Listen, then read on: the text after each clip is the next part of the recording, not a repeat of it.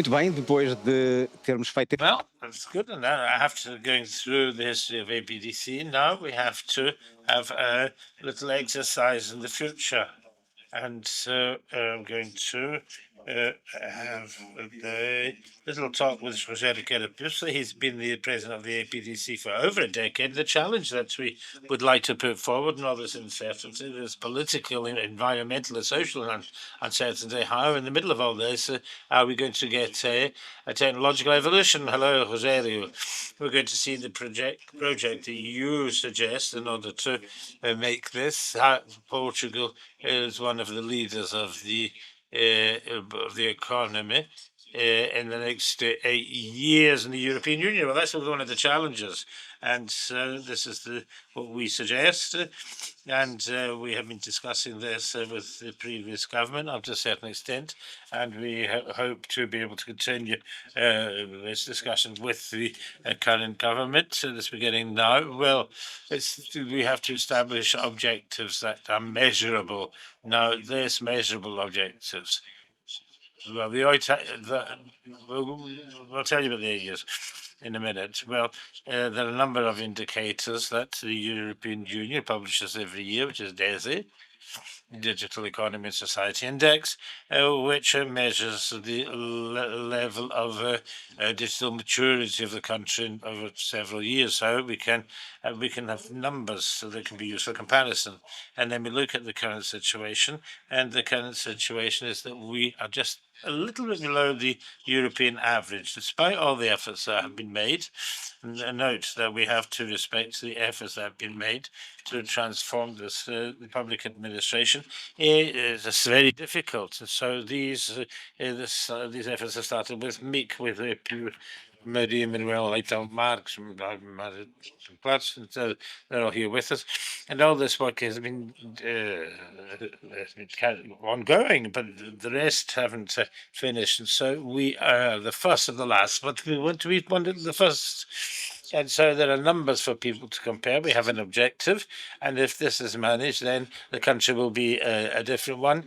And how long will this take? Well, it can't be a short term, because those indicators that are difficult to change, but we can't be talking about a lot, because we have to have goals that are of a reasonable time, because we can't to be able to say that, oh, we're almost there. So I think we thought that 2 terms of office would be reasonable there for 8 years. So in order to understand this objective, we're going to see what it consists of. O futuro começa agora. O desafio que propomos: fazer de Portugal um líder da economia e sociedade digitais da Europa. O desígnio que propomos para Portugal nos próximos 8 anos: dar o salto para os lugares cimeiros, transformar o país num líder da economia e sociedade digitais na Europa. Sendo o 6º país mais atrativo para investimentos na Europa, Portugal tem um enorme potencial. E o setor das tecnologias de informação é particularmente atraente, com 40% dos investimentos direcionados para esta área. No nosso panorama económico, a maioria das empresas portuguesas são micro e pequenas empresas, com uma faturação anual média de 385 mil euros. É, assim, fundamental facilitar o crescimento dessas empresas para que possam competir internacionalmente. O nosso propósito passa por implementar um conjunto de medidas concretas, organizadas em 6 pilares.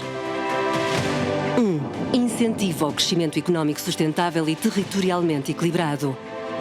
Vocacionar os fundos do Portugal 2030 maioritariamente para as empresas e promover a transformação digital. Criar incentivos ao aumento de dimensão das empresas. Estimular a utilização das tecnologias de informação e comunicação na saúde, na educação e noutros setores intensivos em conhecimento. Promover o desenvolvimento das infraestruturas de telecomunicações, tecnologias de informação e rede elétrica.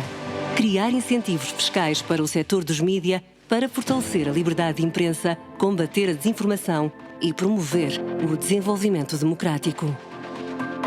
2. Promoção ao talento.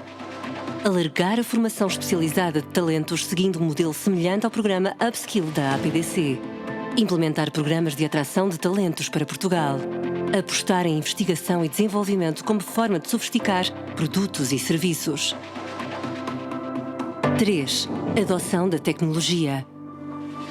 Fomentar a adoção rápida de aplicações que ajudarão a impulsionar a transformação digital, como a fatura eletrónica e o comércio digital. 4. Funcionamento do mercado. Garantir a estabilidade, previsibilidade e fiabilidade regulatória nos setores regulados do mercado. Desenvolver as infraestruturas e tecnologias. Simplificar os processos associados à construção e operação de redes. Sobretudo porque 2024 é um ano crucial para a implementação e reforço de redes de última geração.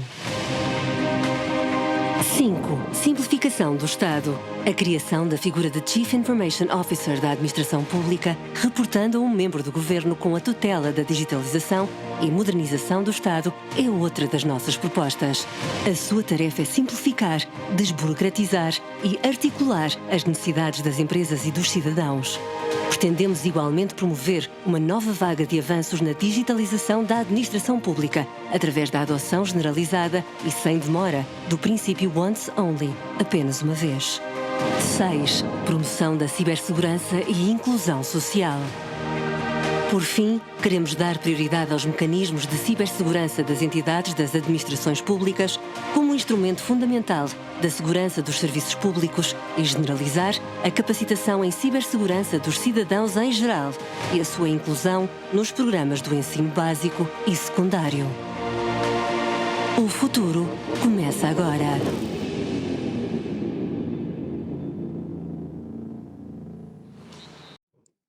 O futuro começa agora. But the future starts now. Well, for the next 8 years, and so we have the objectives, we have the plan. What would be more decisive for this to help this start? We look at plan like this in a country like ours. It's a state, it's companies. What is it? It's both of them. What would make guarantee that this wouldn't fail? So we don't really believe in plans with 634 measures divided into 46 hikes. It's just the structure of the plan is a project. We have to implement a number of differentiating measures, and that are going to make the difference, in fact. And we have to summon all the actors. This is not something that the state does or the economic operators do on their own, people, etc. So this is a plan for everybody. But it's a plan that has to have the strategic direction. And to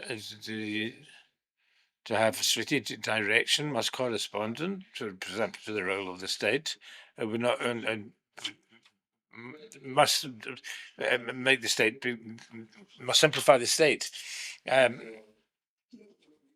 to begin by the aspect of the simplification of the state in order to connect to what I said yesterday.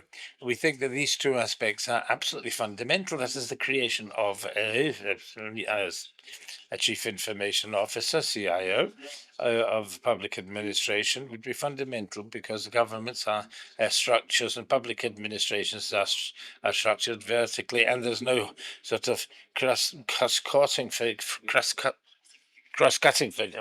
And so there's simplification of bureaucracy in the state, but we're still seeing problems, like we heard this morning, and that is queues and miles long of the immigrants that want to have everything regularized. And could this disappear? All these obstacles? I think so. I think it's possible to have a simpler state, to have a more efficient state. But if we begin by the definition of digital transformation, this is a transformation of an organization and the business processes with technology. It's putting technology there. It's organizing transforming the organization and processes. I mean, things are so vertical.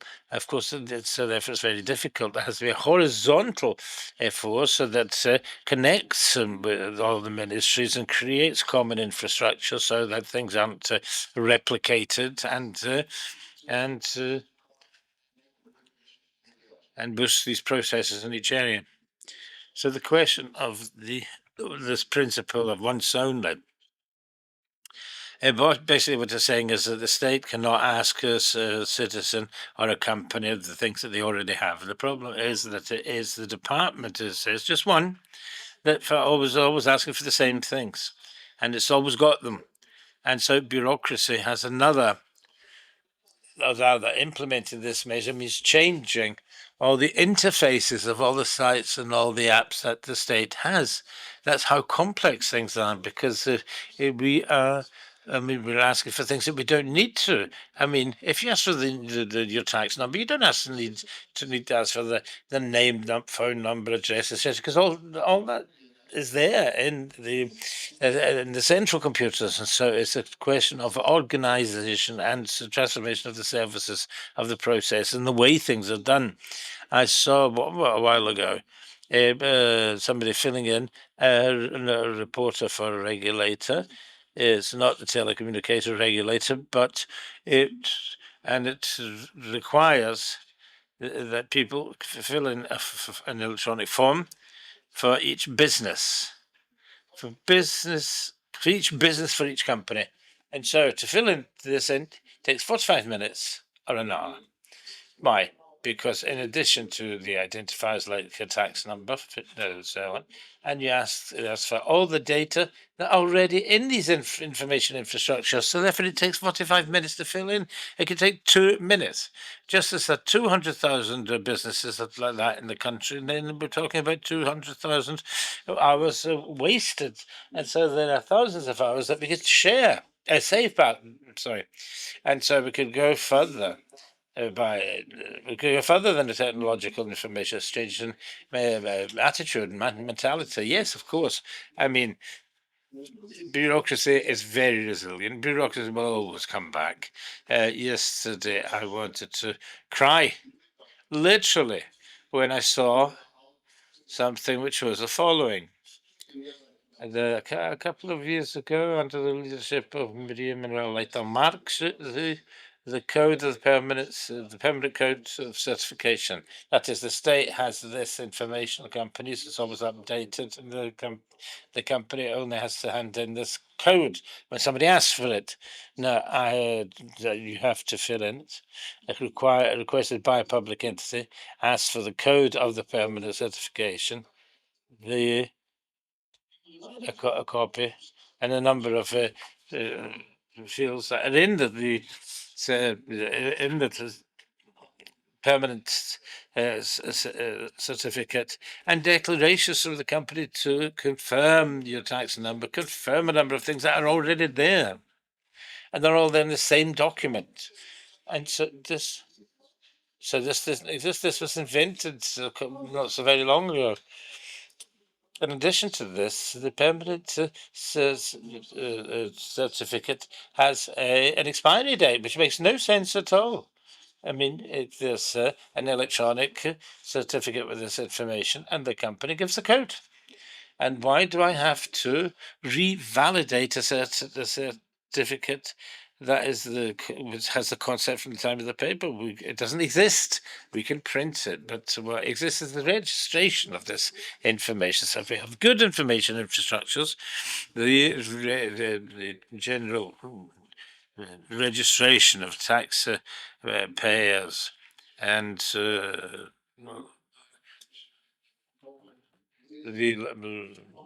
land taxes, for example, registration is not so good, but still exists. And there's another concept which would be very important, which would be a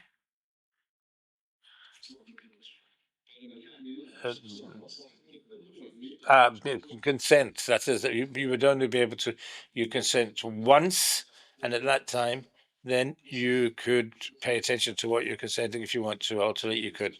And the applications were going ask this central data bank. They wouldn't be annoying us all the time, say, "Do you consent?" I mean, that meant you'd always ask if you say, "Do you consent such and such a thing?" You say, "Yes," because in a hurry.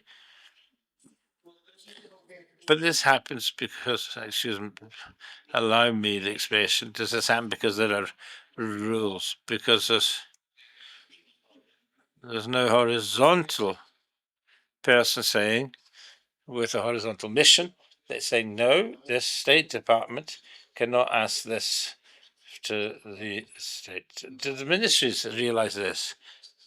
I think that very quickly they'll become aware of it. I mean, we talk to them, and they're all aware of this. And so the thing is, we have to find governance mechanisms, because a lot of things is decided to when the organics of the government is published. I mean, the problem here is altering it. And so public governance has functions. For example, there are functions like the chief information officers, which are cross-cutting, and to guarantee that with no explanations that a state department can not just invent another bureaucracy from one day to another if it already has all the information required in such and such a task, but not. Right, so let's close the chapter, state chapter. So a decision, will, and money is a budgetary question, and I'm asking at the time where governments have to take decisions for education, health, etc. Doesn't this become is of secondary importance now?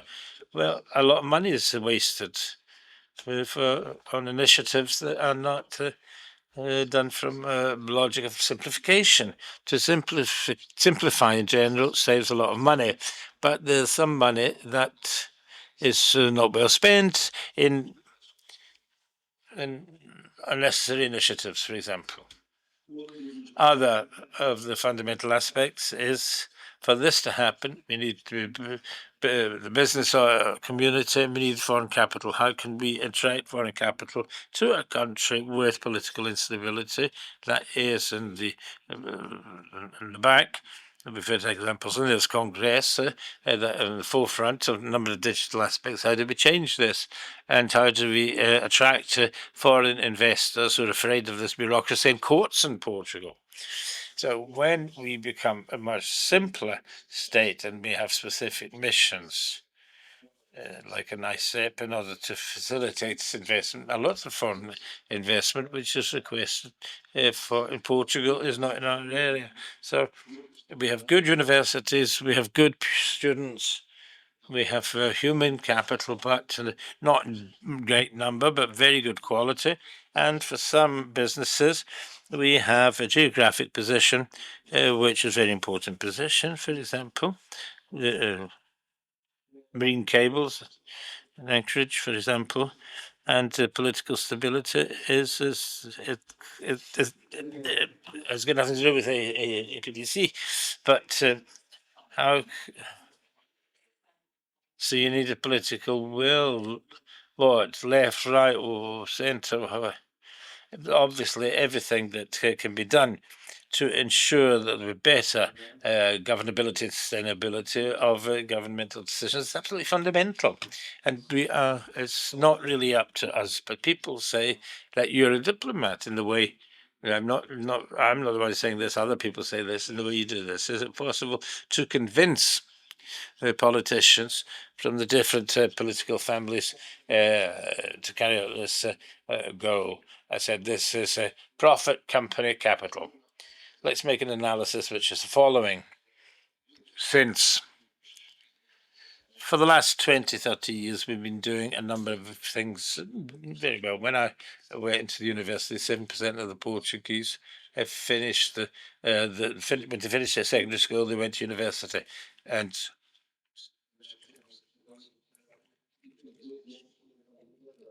now we have 60%, and many of our universities are in the best international rankings. And so we managed to made a huge transformation of our human resources for better qualifications. The problem is that economic development didn't accompany this, and so the opportunities that appear for these people who are better qualified and the more enticing projects, for example, and not to talk about the better salaries, are not present. So we have a gap between qualifications on the one hand and the low development of the economy, or poorer development of the economy on the other hand. Why?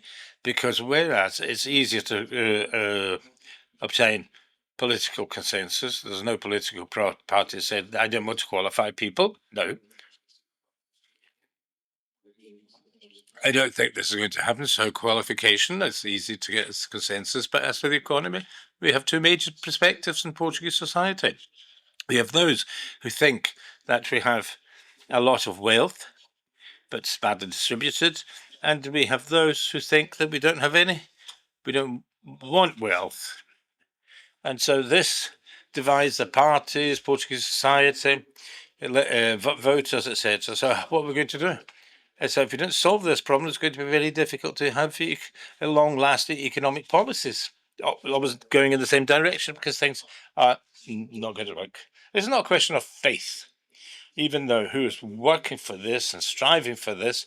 And I always like to think this is a question of faith. No, it's not. I'd like to give you numbers, figures, 2 or 3 for us to understand things. If our problem was a problem that is we're going to generate enough wealth, then what we wouldn't have the following. Like imagine we lived in a country like Holland. What's the profit of the base company in Holland? Holland's similar to Portugal in terms of population, for example. 18 billion net profit a year. One company. How many Portuguese companies are necessary to get together to get these wonderful profits of 2023 to get to 18 billion, and all of them, and still missing. One company, a Dutch company, generates more value than those big Portuguese companies. It has a Shell and a Nokia, etc. No, but we could have Shell and Nokia as our innovative companies, because many of these companies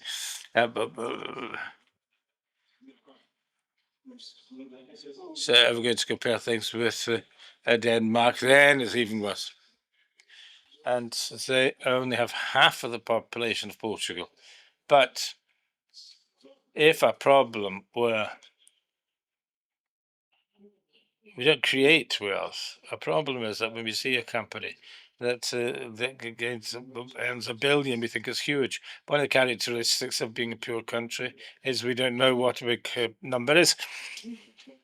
There's only one Dutch company. It earns more than all the Portuguese companies together. And then, on the contrary, the problem is it's not that we don't distribute things then. Okay, fine. So let's look at a big Portuguese company, huge profit, and we're going to distribute that. So that gives €100 to each one a year. And so that's just take anybody out of poverty? No. So we don't have a problem of poor distribution. We have a problem of poor distribution because we don't create in order to distribute it. So if we don't solve this problem, if we do, that the problem is how, really. This is a problem. This is been discussed over the last couple of years. The politicians have to think about this, and they have to teach people to think, because the people are the ones who vote. And let's imagine that they said we don't have that we have to have bigger companies. So we have to being a country of SMEs is a problem. It's good to have big profits. We have to say this, and we have to change this this mentality. We have to motivate the companies. We've seen the question of state and attractive foreign capital. So what can you say to the business people who are here watching us and streaming? What can they do in addition to what they already do? They're saying they have problems with the bureaucracy. They have problems to solving problems, so they'd rather be in Poland or anywhere else because they solve things easier. And what can they do in this context? Because we're not going to wait for the state to change 100% for them to move forward. They're doing their work. They know they have to qualify, and those who don't, we're going to understand that they have to qualify the active population much quicker. And so the emergence of artificial intelligence is going to make the work change and we have to qualify the active population quickly, and they know what's the way forward. They know they have to gain scale, and the problems is we have the wrong incentives for scale. And so if a company is big, it pays more taxes, not in absolute value, which is obviously a bit in relative value. That is so to be big gives the right to have more taxes. So we have all the incentives, and does this pequenas empresas do Does this explain our entrepreneurial fabric? Yes, we need to give incentives so that people understand that it's worthwhile to have bigger companies than have incentives being penalizing. In addition to taxes, with private initiative, there's not only taxes, we need to create capitalization mechanisms. The Secretary of the Economy spoke about removing costs. And then we have a workforce issue, not only skilled, those that aren't as skilled, and then competition, so-called unfair competition, crossing the borders, salaries are very different. The problem is that of the egg and the chicken. We need to create more wealth to distribute, and we have a certain difficulty to attract people to create that wealth. So to solve such problems is always very complicated, and this has to be done step by step. There is no other solution, and it's true that the qualifications effort, not only of the working and active one, it's a national one. We have 55% of people with basic digital skills, and it's not enough because Europe wants to reach 80% in by 2030. So this means that there's a national urgency from people's qualification actions taking a long time. In terms of basic secondary education, it takes quite a long time. Now, as for the population which is retired and in their last working years, it's no longer companies upskilling. So we need to find national actions in that sense. Let me be the devil's lawyer. So looking at what the workforce does in Portugal, companies want young people and they want cheap labor in Portugal. So in a certain way, these people that are more skilled or older, for instance, someone that's 50 years old, over 50 years old, very qualified, has difficulty in finding a job in Portugal because that person is considered to be old and not in other countries. Is it a question of mindset? Yes, there are cultural issues that need to be overcome. And companies have to be called on to make an effort. That is, we need to favor the added value sectors where there's great value, which is our sector. It's not cheap labor, but it's more added value so that the workforce is more skilled and so that we can provide more sophisticated services, more sophisticated products, gaining scale, and these sectors can pay better. Of an example, an anecdote, which is not that of our sector, to be suspicious when we created high-tech institutions like Champalimau Center was able to attract young people that were abroad, attract international researchers, and because the objective was to have a sophisticated, high-tech, sophisticated center in the Portuguese economy. And we have to start with our sector, which is an essential one. We believe so. And it's a cross-cutting sector, quite cross-cutting, on which the other's competitiveness is based on. So if we modernize our sector, then we'll be able to indirectly helping to modernize others, creating economic value, more scale, and more economic value. And let me leave you with a remark on the media.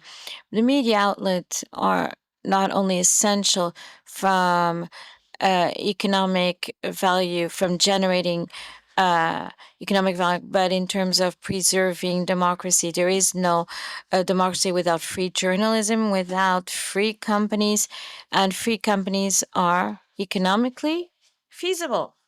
And so there are measures to support, to review, revisit taxes rates, such as taxes on the media. Sometimes they pay more rates and taxes than other companies, when in reality we want to support them so that we can guarantee such. So you're giving me some hints about our debate this afternoon. The plan has been presented. It's clear. It has a deadline. And the first step was done. Who needs to take the second step to be in motion? Everyone does. APDC will shake things to talk with one another. We're an ecosystem association. We're not all similar, all companies in the digital sector, and therefore the networking is our middle name. Talk to one another, bring about proposals, speak with the different rulers, not only discussing with just some parties, but discuss everything. If we solve the problem with the airport, will we solve this one rapidly? And it was what I wanted to say at the end of the debate, to be probably 8 years from now, or less than 8 years, maybe take stock of what has been done until now. Thank you.